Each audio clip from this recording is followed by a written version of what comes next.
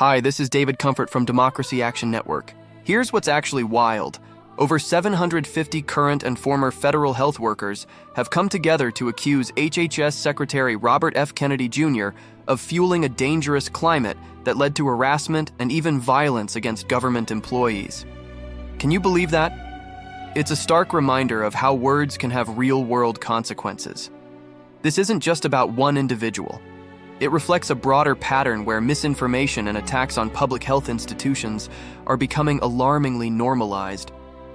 The workers sent a letter to Kennedy and Congress expressing their outrage and frustration over the climate of fear that has emerged, particularly after the August 8th attack on the CDC's Atlanta headquarters.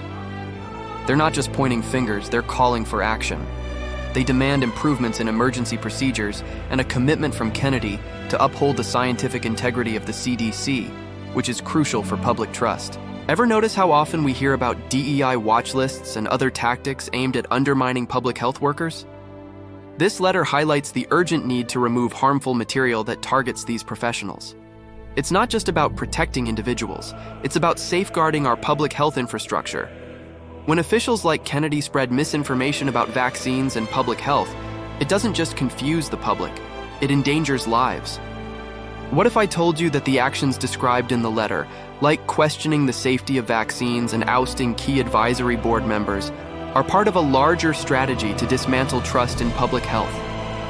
The workers argue that this deliberate erosion of credibility is not just reckless, it's dangerous. They emphasize that it puts lives at risk and urge Kennedy to act in the best interest of the American people. This situation is absurd and unfair. It's a classic case of how political rhetoric can lead to real harm, especially in a field as critical as public health. The implications are vast.